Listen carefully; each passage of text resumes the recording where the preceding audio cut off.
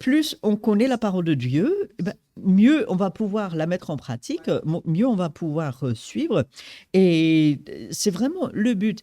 Et ce que Paul fait ici dans Actes chapitre 17, comme j'ai parlé il y a depuis 2 semaines maintenant, c'est une prédication à Athènes. Il est devant des incrédules, il est devant des personnes, des philosophes qui raisonnent humainement, et il leur dit, ben, écoutez, le Dieu qui a tout fait, ben, voici, je vais vous l'annoncer. Et il est instructif de voir comment Paul s'y prend, ce qu'il dit, et puis de pouvoir mettre cela en pratique pour nous. Donc, Dieu voulant, on va ajouter le verset 26 la semaine prochaine, donc 24, 25 et 26. Comment? Ah, d'accord, c'est bien, c'est bien. Ok. Et puis, si on avait des questions jusque-là, bah, je pense que le verset 26 va susciter des questions. Il a fait que tous les hommes, sortis d'un seul sang, habitent sur toute la surface de la terre, ayant déterminé la durée des temps et les bornes de leur demeure. Ah, qu'est-ce que ça veut dire? On en parlera la semaine prochaine. Tu avais une question? Oui, on peut parler du verset 25. Oui, oui, vas-y, vas-y. Qui n'est pas servi par des mains humaines, comme s'il avait besoin de quoi que ce soit, lui qui donne à tous la vie de ceux qui il se sert de la main humaine. Tout à fait. Et je me dis, c'est pourquoi il dit ça? Oui. Parce qu'il se sert de nous alors qu'il n'a pas besoin de nous. Et c'est exactement ça. Il veut que nous participions. Et donc pourquoi Oui, parce que c'est un peu étrange, jusqu'à ce qu'on comprenne principalement ce que tu viens de dire, c'est que Dieu n'a pas besoin de nous. Il a choisi délibérément de se servir de nous, bien sûr, mais il n'a pas besoin. Et puis, à qui est-ce que Paul s'adresse? Est-ce qu'il... Oui, oui, oui, tout à fait. Et qui était-il? Est-ce que c'était des enfants de Dieu ou pas? C'était combien la mythologie grecque? Beaucoup, beaucoup. Quand j'étais petit, j'aimais bien. Ok. Oui, oui, il y a de belles histoires, mais effectivement, ça ne nous éclaire pas sur Dieu, ça ne nous rapproche pas du vrai Dieu. Donc, Paul, il est en train de parler non pas à des gens qui connaissent la parole de Dieu et qui ont une relation avec le vrai Dieu, non. Il est en train de parler à des gens qui, dans leur conception, avaient de petits dieux qui avaient besoin de leurs fidèles pour les aider. Ils avaient besoin des fidèles pour manger, parce que c'est pour ça qu'on apportait les sacrifices. Si tu n'apportes pas les sacrifices, ben le Dieu, il ne mange pas. Le Dieu, il peut mourir. C'est assez étrange, mais oui. Des dieux, ils avaient des petits dieux, hein, ils avaient besoin de gens pour les transporter. Ça, on le voit encore aujourd'hui, parfois, que ce soit des statues de Bouddha ou autres, ben, même des statues de Marie et autres, et ben, on les porte. Pourquoi? Ben, parce qu'ils n'en sont pas capables eux-mêmes. Euh, donc, dans la conception des habitants d'Athènes, à l'époque, les dieux avaient besoin de l'homme. Sans l'homme, les dieux, ils seraient mal. Or, ce que Paul veut faire comprendre, c'est que Dieu, il n'est pas comme le vrai Dieu, n'est pas comme ces petits faux dieux qui ont besoin de l'homme. Non, c'est l'homme qui a besoin de Dieu. C'est quelque chose qui avait besoin de leur prière. Sans leur prière, ils n'avaient plus de force. Oui, bien, il y a sûrement des mythes par rapport à cela. Oui, et du coup, puisque Paul est en train de parler à des gens dont la conception d'une divinité, malgré toute sa puissance, avait besoin quand même de certaines choses de la part de l'homme, que ce soit l'adoration, des sacrifices ou autres, Paul veut bien faire comprendre que le vrai Dieu, il n'est pas comme ça. Donc voilà pourquoi il dit, il n'est pas servi par les mains humaines. Nous, en nous-mêmes, on n'apporte rien à Dieu. Si on arrive à faire quelque chose pour Dieu, c'est grâce à lui, en fait. Donc, voilà pourquoi on a cela. Et ça semble étrange, surtout de notre perspective, nous qui connaissons la vérité. Mais quand on le replace dans ce contexte-là, on dit, ah d'accord, voilà pourquoi Paul il a dit comme ça. Exact, oui. Ah ben, tant mieux, tant mieux. Bien. Il y avait une autre question aussi sur on va dire, un tout autre sujet, bien sûr, toujours dans la parole de Dieu. Euh, alors, est-ce que tu te souviens du passage exact? Moi, je connais l'histoire, la question que tu m'avais posée tout à l'heure par rapport à Moïse. Est-ce que tu te souviens du verset exact? D'accord, ok. Je vais essayer de...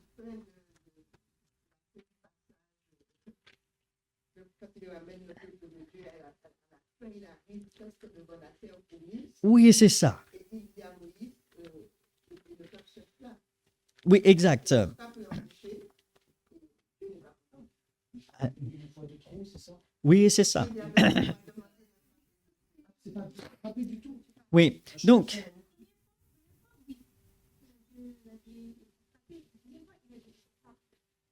oui, parce que le contexte, c'est Israël dans le désert.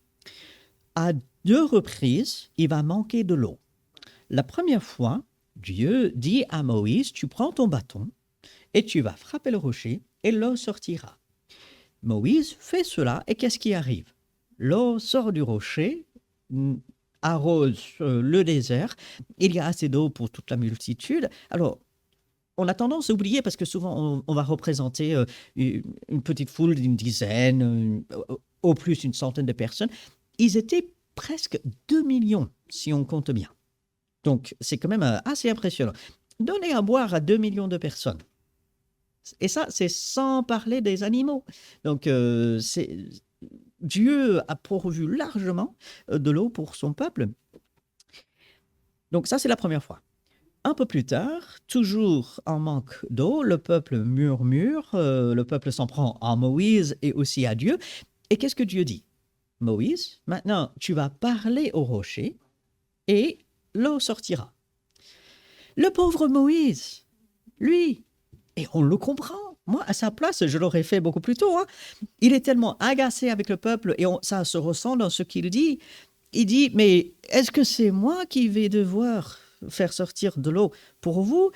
Et puis, il prend son bâton et il frappe 2 fois le rocher. L'eau sort du rocher. Par contre, Dieu va dire à lui et aussi à Aaron, donc c'est un élément qu'il faut bien se souvenir, lui et aussi à Aaron, il dit, vous n'allez pas rentrer dans la terre promise parce que là, ce que vous avez fait est mal. Et on se dit, mais quand même, c'est sévère. Ça semble démesurer la punition par rapport, entre guillemets, au crime, à ce qui a été fait. Oui, il a désobéi. Dieu lui a dit de parler au rocher, il a frappé. Mais quand même, il a agi. Alors, pourquoi une punition qui semble à nos yeux si sévère pour quelque chose qui semble ne pas avoir autant d'importance? Alors, Dieu, il va relever quelque chose dans un premier temps. Alors, il me semble que c'est en Deutéronome qu'on va lire cela, mais effectivement, je n'ai pas... hop, hop, hop. Chercher avec les livres, mais avec le téléphone, avec des mots-clés, ce serait pas plus simple? Ce serait plus simple. Je pensais pouvoir... Téléphone, si tu veux des mots-clés, ça va te mettre. Ah, bon, on va Voilà. chez toi alors.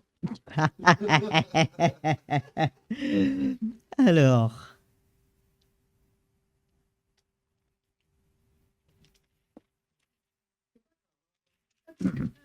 euh,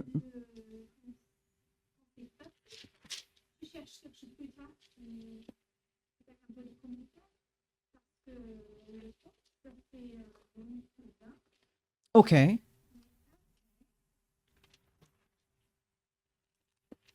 Nombre 20. Ok. Bah, d'accord, il y a sûrement... Alors,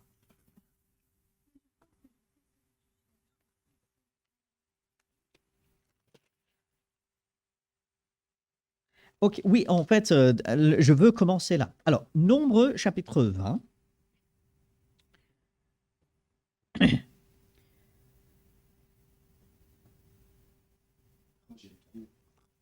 j'ouvre et je suis juste à côté. Ah, c'est bien. Une fois, même, mais je ne fais que, parce que c'était vraiment le culte, j'ai ouvert, paf, j'étais à la fin. Ah bah, tant Tous ces mieux, petits trucs, ça m'appelle que Dieu est là. n'est-ce pas? Ah, Comme si il je dirige suis toujours. étrange. Il Ouais, me dit, non, je suis vraiment là. il est toujours là, C'est pas oui. juste, je suis là derrière toi, non, je suis là devant toi. Tout à fait, oui, C'est fou. n'est-ce pas? J'aime beaucoup. Ah bah, gloire à Dieu. Alors, Nombre chapitre 20,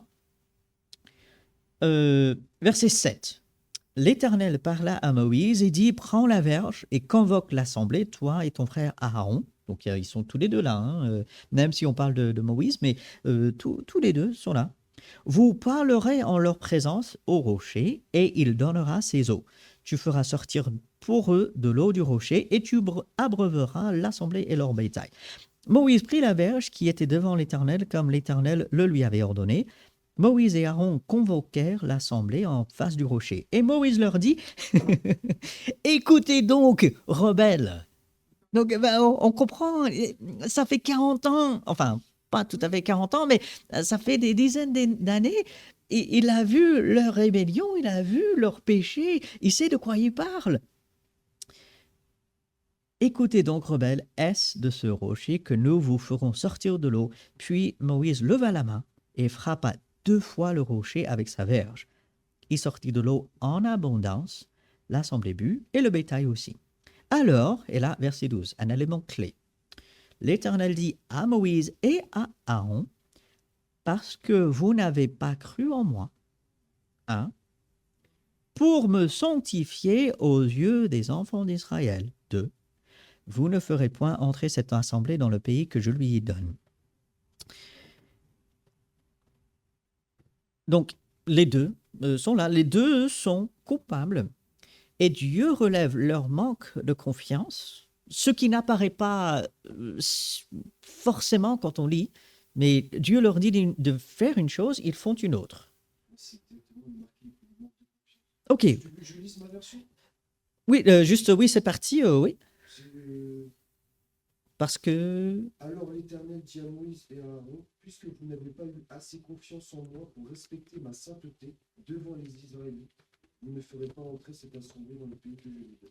Voilà, donc, manque de confiance, oui, c'est ça, donc, manque de confiance. On ne pense pas souvent que la désobéissance, c'est un manque de confiance. Mais si, parce que si on désobéit à quelque chose que Dieu nous dit, ça veut dire que nous, on sait mieux que Dieu. Et non. Et du coup, cet élément-là, il faut le retenir. Et puis, pour me sanctifier aux yeux des enfants d'Israël. C'était ça qui change vraiment la donne ici. Puisque Moïse et Aaron étaient à cette place de représentants de Dieu, puisqu'ils étaient censés diriger le peuple vers Dieu, là, ils n'ont pas mis à part Dieu. Ils n'ont pas donné une bonne image de Dieu. Et voilà pourquoi ceci est quand même très grave. Et c'est intéressant, Aaron, ici, il semble être jugé plus sévèrement pour ce qu'il fait ici et dans quoi il participe ici, que lors de l'épisode du veau d'or. Alors, c'est assez impressionnant. L'idolâtrie, sous toutes ses formes, est mauvaise et doit être condamnée et enlevée de notre vie, bien sûr. Mais Aaron était coupable dans cette histoire du veau d'or. C'est quand même lui qui l'a fabriqué à la demande du peuple. Ce n'est pas une petite chose. Mais il semble avoir été jugé moins sévèrement, alors il semble, moins sévèrement là que ici. Comme quoi, sanctifier Dieu, donner une bonne image de Dieu, faire confiance à Dieu, sont des choses extrêmement importantes aux yeux de Dieu. Et donc, Moïse, Aaron, pour avoir manqué de foi en Dieu, pour ne pas avoir sanctifié Dieu aux yeux du peuple, n'ont pas ce privilège de faire entrer le peuple dans la terre promise. Et on se dit, ah, ça veut dire, moi, je ne peux pas minimiser dans ma vie des choses qui ne sont pas à la gloire de Dieu. Je ne peux pas dire, ah, c'est une petite chose, c'est pas grave. Non, en fait, le regard de Dieu, c'est, tu m'appartiens, tu es censé me glorifier, tu es censé représenter une bonne image de moi. Ben oui, ta vie, ce que tu fais, c'est important. Maintenant, attention, ça ne doit pas nous conduire à une peur en disant à un instant d'inattention, une petite chose, et puis tout est foutu. Non, non, non, non, non, comprenons bien. Et je veux pour preuve que cela n'est pas le cas, plusieurs choses ici. Malgré la désobéissance de Moïse et Aaron, Dieu donne de l'eau abondamment. Vous avez vu ça? Verset 11. Moïse leva la main et frappa 2 fois le rocher. Il désobéit à Dieu. Et la réponse de Dieu, c'est « Ah ben tant pis pour le peuple, un seul il a désobéi, tant pis pour vous. » Non, il sortit de l'eau en abondance. Ah, par la générosité, la miséricorde de Dieu, malgré nos erreurs, Dieu, il est généreux, il donne en abondance. Et puis, lors de la transfiguration de Jésus dans les évangiles, vous vous souvenez, Jésus monte sur une montagne avec 3 de ses disciples, Pierre, Jacques et Jean. Et là, il est transformé, il montre sa gloire à ces 3. On entend la voix du Père, « Voici mon Fils bien-aimé en qui j'ai mis toute mon affection. » Et il y a 2 personnes qui sont présentes avec Jésus à ce moment-là. Est-ce qu'on se souvient qui est-ce?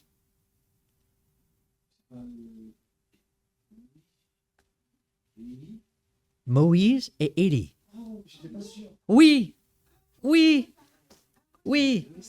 Dans les évangiles, Jésus monte sur le monde, ce qu'on appelle le monde de transfiguration. Il montre sa gloire. Il y a ces 2 personnages qui arrivent et qui sont réellement là. Qui est-ce? Moïse et Élie.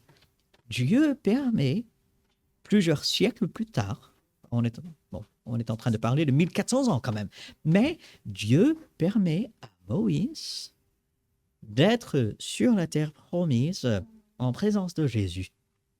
Donc finalement, même si Moïse a été empêché d'entrer de son vivant sur la terre promise, Dieu, dans sa grâce, lui permet d'être là.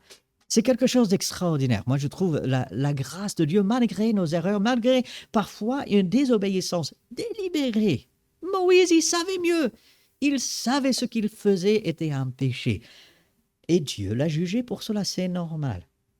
Mais en même temps, Dieu fait grâce.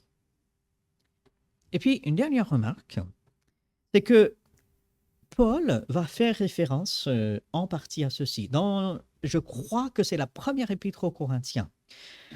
Paul va parler du rocher qui les a breuvés. Et je n'ai pas la référence exacte, je peux la chercher par la suite. Mais il va parler, en parlant du peuple d'Israël dans le désert, qu'il y avait un rocher qui les suivait, un rocher qui les a breuvés. Donc, on a 2 fois où ça arrive dans cette période de 40 ans. Et qu'est-ce que Paul précise? Paul précise que ce rocher était Christ. Et lorsque nous comprenons que ce rocher qui donne de l'eau donne quoi? La vie. Que c'était une image de Christ qui allait venir donner sa vie pour nous, qui lui était l'eau, qui est l'eau de la vie, et que Moïse, au lieu de parler au rocher comme Dieu lui avait demandé, va frapper le rocher comme s'il frappait Christ. Ah, maintenant on comprend aussi pourquoi c'était tellement grave aux yeux de Dieu, pourquoi Moïse a été puni sévèrement, pourquoi Aaron aussi a été puni, parce que lui non plus, il n'a pas pu entrer dans la terre promise. Donc, ne pas glorifier Dieu, manquer de confiance en Dieu, ne pas sanctifier Dieu aux yeux du peuple, dans un sens, même si lui-même, il ne le savait pas. Moïse ne pouvait pas savoir que ça représentait Christ, c'est impossible. Mais quand même, Paul, il dit que ce rocher, c'était Christ. En sachant tout cela, on comprend pourquoi Dieu a agi comme cela. Oui.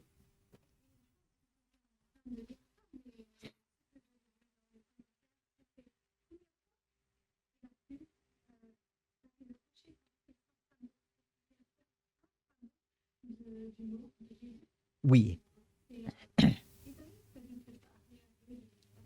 Tout à fait. Oui, Ésaïe 53.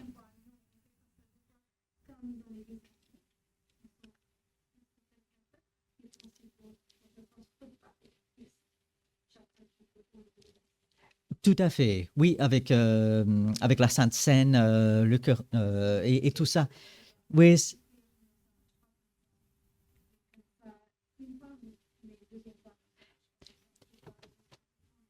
exact. Et c'est très bien de le relever. Frapper le rocher une fois, la première fois, ça suffisait. Il fallait pas une deuxième fois. Et donc, et effectivement, ici, Moïse était censé, pour la deuxième fois, parler simplement au rocher. Et en frappant deux fois, bah, c'est comme si on portait atteinte une deuxième fois à Christ.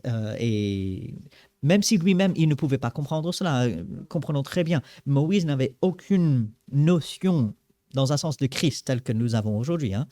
Mais cette image est quand même là. Et du coup, on voit le jugement de Dieu semble sévère. On se dit, mais pour une chose, là, il perd cette bénédiction d'entrer dans la terre promise, de diriger le peuple.